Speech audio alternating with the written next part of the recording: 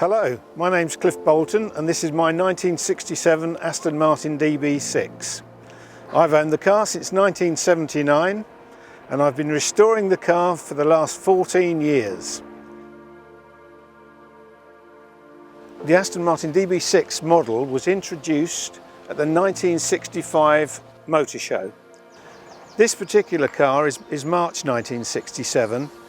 The DB6 is the first car from Aston Martin that was built at Newport Pagnell, having closed the Feltham factory, and there were in total of 1,788 cars made, including the Mark II version and the convertible Volante. This particular car, March 1967, was only 12 years old when I bought it, not expecting the full restoration, but once I started work on the car, it became apparent that the car was in pretty poor condition. And it's had two previous attempts, other than the current one, which is ongoing, to restore the vehicle. It's now well on the way to completion. Still a list of 26 jobs on the car to do, some of them small, some of them large. The DB6 is a continuation of the DB4, DB5, although rather different in the aerodynamics. It's more of an aerodynamic car.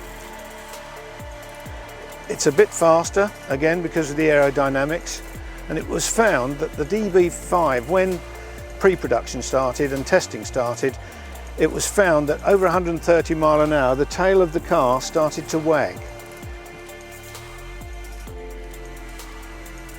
There's more headroom in the DB6 and there's more legroom in the back with just another 3 inches of rear passenger legroom.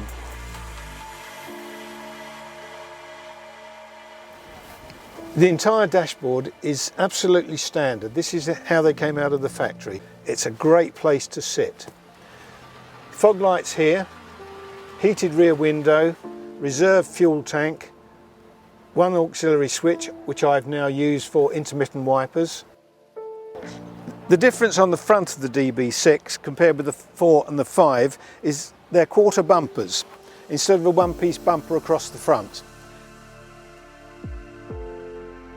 This car, now with this engine, a 4.7 engine, is actually more powerful than the cars were then. Double overhead cam engine, not too far distant from the original race engines of the late 50s.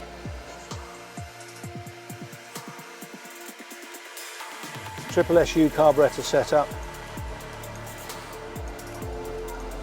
The exhausts on this car have been coated with the material they use on guns. Electronic ignition, twin electric fans on the front as well as the standard fan here.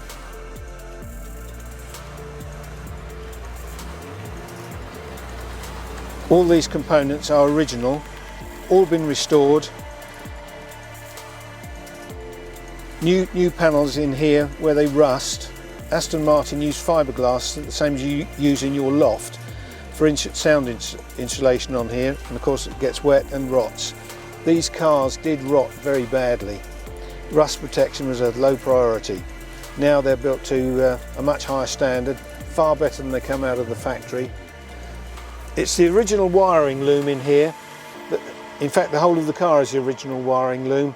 New brake pipes, new servos, but the wiring loom was in quite good condition and just repaired where required. The brake servos are the more modern type. The old versions that came with the car, when they failed, it locked the brakes on. So this is a much better solution.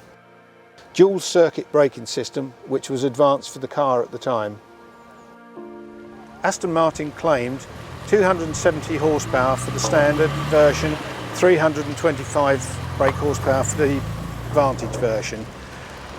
In reality, they were about 240 and 270. This car's 326 brake horsepower and 326 foot-pounds of torque. My car's built for touring, not for speed, although it's quite quick.